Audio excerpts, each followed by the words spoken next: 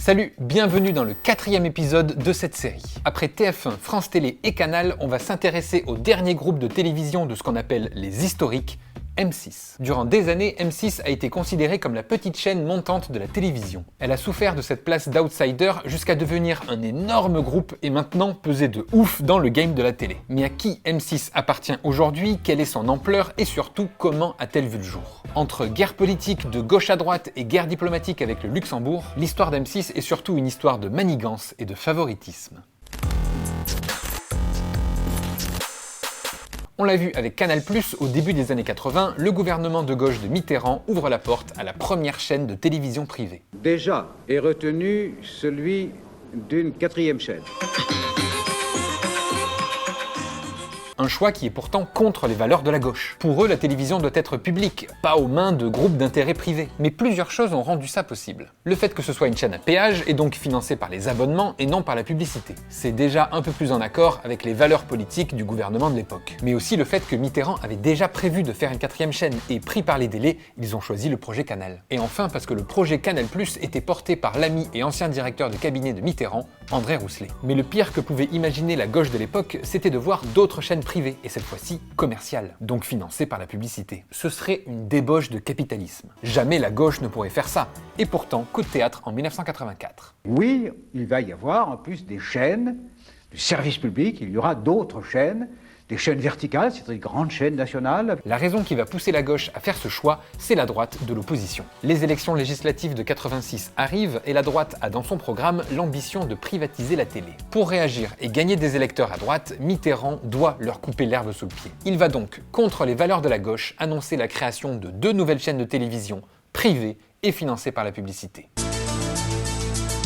La télévision de demain, présentée au Conseil des ministres ce matin, 2 nouvelles chaînes nationales privées et une 50aine de stations locales avant la fin 86. Ces 2 chaînes seront des chaînes commerciales, c'est-à-dire financées par la publicité et à caractère national. La gauche prône le capitalisme. Évidemment, le gouvernement, face à cette annonce du président, est contre, mais Mitterrand prend la décision seul. Et en plus des ministres de gauche, il y en a un autre qui râle, c'est André Rousselet. De son côté, Canal+ est maintenu dans sa situation de chaîne à péage. La situation financière de cette société n'est guère brillante. Le patron de la toute jeune chaîne Canal+ va se retrouver avec de la concurrence. Et pas une petite concurrence, des chaînes gratuites. Jusqu'à présent, ceux qui s'abonnaient à Canal, c'était pour voir de la télé différente des chaînes publiques, avoir un autre son de cloche. Mais maintenant, si les gens peuvent le faire gratuitement, quel est l'intérêt de s'abonner à Canal? André Rousselet a beau plaider sa cause auprès de son ami président, rien n'y fait, le projet est déjà lancé. Mitterrand doit être populaire, et ça, à l'époque, ça passe par la télé. À l'annonce de ces 2 nouveaux canaux de télévision, plusieurs groupes vont se montrer intéressés pour y diffuser une chaîne. Et parmi eux, la CLT. Ce nom vous dit peut-être rien, mais vous le connaissez aujourd'hui sous le nom RTL Group. La CLT, c'est la compagnie luxembourgeoise de télédiffusion. Ils ont déjà RTL depuis quelques années qui diffuse sa radio depuis le Luxembourg, mais tournée vers la France, ainsi que des programmes de télé qu'ils diffusent dans toute l'Europe. Avoir leur propre chaîne de télé privée en France, c'est un projet dont ils ne veulent pas passer à côté. La CLT va alors monter un dossier pour essayer d'obtenir le canal 5. Mais rapidement, ils se rendent compte qu'il n'y a pas vraiment d'appel d'offres pour ce canal. Tout est déjà joué en secret, Mitterrand a déjà promis la 5 à son ami Jean Ribou. Il montera un groupe avec l'homme d'affaires Jérôme Sédou, le grand-père de Léa Seydoux, et Silvio Berlusconi. Ce sera la chaîne La 5, et c'est l'une des histoires les plus incroyables de la télévision française. Mais ça, j'en ai déjà fait une vidéo là-dessus, et c'est d'ailleurs cette vidéo qui m'a donné l'envie de faire cette série. Si vous ne l'avez pas vue, c'est juste là. Et comme la 5 est déjà prise, la CLT va essayer de se rabattre sur le canal 6. Après tout, pour eux, c'est pareil. Mais là aussi, il n'y a pas vraiment de compétition pour décider qui deviendra l'opérateur de la 6. Les dés sont jetés avant même l'appel d'offres. Mitterrand l'avait déjà promis à un autre ami à lui, Marcel Bleustein-Blanchet, et son agence de pub, Publicis. Avec la Gaumont et la radio Énergie, Publicis va obtenir l'autorisation de faire leur chaîne sur le canal 6, TV6. Et d'ailleurs, l'homme à qui on a demandé d'élaborer ce projet, TV6, c'est Léo Cher. Vous vous souvenez? C'est celui qui a, entre autres, inventé Canal+. Bref, TV6 est lancé le 1er mars 1986. Et de 6, la dernière née des nouvelles chaînes, la petite 6e, a commencé d'émettre pour de bon cet après-midi à 17h. Elle sera dans un premier temps 100% musicale. Vous en avez actuellement un aperçu avec ces images enregistrées tout à l'heure. 7 millions de Français peuvent la recevoir pour le moment. Ils seront le double à la fin de l'année. Lorsque tout sera rodé, les téléspectateurs pourront voir. En plus de la musique, des films et des séries, ils ont droit à 10 heures d'émissions quotidiennes.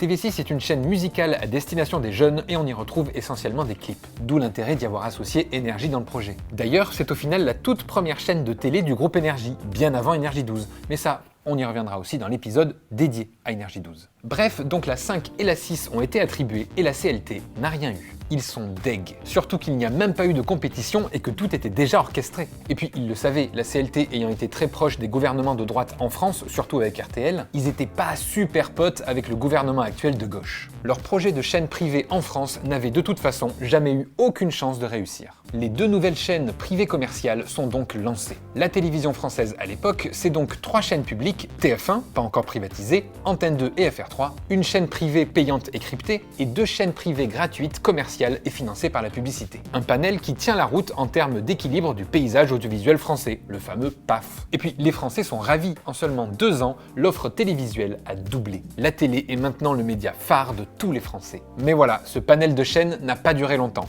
Vraiment pas longtemps. TV6 avait vu le jour le 1er mars 1986, juste à temps pour Mitterrand et les législatives qui se tenaient 2 semaines plus tard. Mais là, la gauche perd les élections, la droite arrive au pouvoir et Chirac devient Premier ministre. Le président de la République décrète, M. Jacques Chirac est nommé Premier ministre. Président de gauche, gouvernement à droite, la France entre dans la cohabitation. Et le gouvernement Chirac veut tout changer dans la télévision. C'était dans leur programme de campagne, je vous rappelle. Mais le problème, c'est que Mitterrand l'avait déjà fait. Il a donné 3 chaînes privées à la France. Même la droite n'imaginait pas en faire autant. Alors quoi faire? En créer encore une nouvelle? Ça voudrait dire un nouveau réseau, agrandir l'infrastructure. Trop cher, trop de chaînes, et surtout, ce ne serait que copier Mitterrand. Alors la droite va faire ce qu'elle avait promis de faire, privatiser une chaîne du service public, et ce sera TF1. Si vous voulez suivre tout ça, c'est dans la vidéo sur TF1. Et maintenant, que faire des 2 chaînes privées, la 5 et la 6, devenues des symboles de la gauche mitterrandienne? Chirac, son Premier ministre de droite, ne pouvait pas les laisser comme ça. Mais quoi faire? On ne peut pas annuler les concessions des chaînes déjà données et y mettre d'autres chaînes à la place comme si de rien n'était. Ils peuvent pas. Ah si, ils peuvent? Ah bah ok, bon bah ils peuvent. Les 2 chaînes, la 5 et la 6, n'ont plus que quelques mois à vivre, en tout cas dans leur forme actuelle. Les concessions de la 5 et de la 6 seront résiliées, c'est officiel depuis samedi. Jacques Lang qualifie cette suppression de revanche politique. La 5 et la 6 sont donc en sursis jusqu'à la fin de l'année. Les annonceurs, les publicitaires sont dans l'expectative. Début août 1986, les droits de diffusion sur leurs canaux de la 5 et TV6 sont tout simplement annulés. Ils ont le droit d'émettre jusqu'à ce qu'il y ait un repreneur. 2 nouvelles chaînes à mettre sur ces canaux. Mais le problème, c'est que Chirac ne peut pas mettre les chaînes qu'il veut. C'est la Haute Autorité de la Communication Audiovisuelle qui décide de l'attribution de ces chaînes. Sur le papier, ils sont indépendants et seuls décisionnaires. En réalité, cette commission a été créée par Mitterrand et il a mis en place ses membres. Et la Haute Autorité fait ce qu'on lui dit de faire. Elle obéit au président Mitterrand et pas au Premier ministre Chirac. Chirac pourrait là aussi révoquer tous les membres de la Haute Autorité pour y mettre les siens. Mais bon, ça ferait un peu gros. Alors, il va aller au plus simple. Il va carrément supprimer la Haute Autorité et la remplacer par la CNCL, la Commission nationale de la communication et des libertés. C'est exactement la même chose que la Haute Autorité, mais avec des membres, cette fois-ci, nommés par la droite. 13 à table pour présider aux destinées de l'audiovisuel français, la CNCL, la Commission nationale de la communication et des libertés, qui remplace la Haute Autorité, est au complet ce soir. Les 10 premiers membres ont choisi les 3 qui manquaient. Mettre des commissions indépendantes pour réguler la télé, ok, mais seulement si elles obéissent au pouvoir en place. Alors chacun crée celle qui lui sera fidèle. Évidemment, avec l'annulation des chaînes, la 5 de Berlusconi et TV6 de Publicis crient au scandale. En revanche, ceux qui se disent qu'il y a un bon coup à jouer, c'est la CLT, nos amis d'RTL. Ils avaient été déboutés quelques années plus tôt par Mitterrand, quand la gauche était au pouvoir. Mais maintenant que c'est la droite et que le président Mitterrand est pieds et poings liés, ils ont toutes leurs chances. En plus, les groupes intéressés pour se lancer dans la télé ont tous les yeux rivés sur la privatisation de TF1. Du coup, la CLT se dit qu'ils vont plutôt miser sur le petit cheval, mais être sûrs de le remporter. Surtout que, je le rappelle, ils s'entendent très bien avec la droite. C'est parfait. Mais ce qu'ils n'avaient pas prévu, c'est que certains sont encore plus amis avec la droite. La 5 sera finalement attribuée au tandem Robert Hersant et Berlusconi, une fois de plus. Elle ne change pas de nom et pourra continuer d'émettre. Dans cette histoire, c'est surtout Berlusconi qui a gagné son coup. En s'associant avec Robert Hersant, ami de la droite, il peut conserver sa chaîne. Lui, que ce soit à droite ou à gauche, il s'en sort toujours. Bref, encore une fois, la CLT n'a pas de chaîne. Il ne leur reste plus qu'une seule chance d'obtenir une chaîne de télé en France espérée depuis tant d'années, c'est le 6e réseau. Pour ça, ils font face à TV6 de Publicis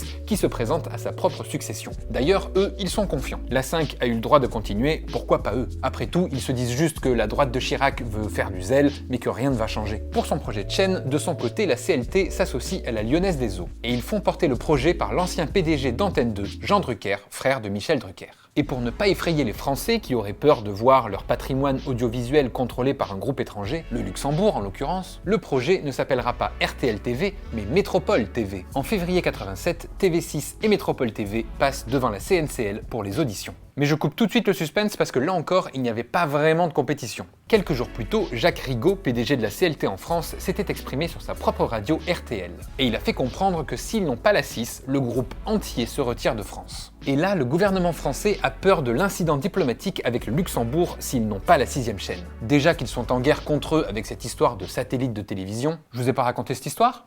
Ah mais c'est normal, c'est dans le prochain épisode. Mais en plus, perdre un si gros groupe de médias qui embauche pas mal de gens, qui fait tourner l'économie et surtout qui a des accointances avec la droite, ça pourrait leur coûter très cher. Plus cher qu'une simple chaîne de télévision. En réalité, entre ces deux dossiers, ce n'est pas qu'est-ce qu'on a le plus à gagner, mais plutôt qu'est-ce qu'on a le plus à perdre. Et entre Publicis et la CLT, le choix est fait. Après les auditions, durant la délibération des membres de la CNCL, le gouvernement va appeler les différents membres et faire pression sur la commission pour que ce soit le dossier de la CLT qui passe. Et la CNCL, finalement aussi libre que la Haute Autorité, va choisir le dossier de la CLT, Métropole TV. Métropole est abrégée en M, et comme elle est sur le 6e canal, ça devient M6. Le PAF, le paysage audiovisuel français, change de visage. Nous saluons ce matin la naissance d'une petite sœur privée, M6, une télé sous la conduite de la Lyonnaise des Eaux et de la CLT, installée sur les cendres de TV6, la fin d'une époque et le début d'une autre. Agnès Poirier.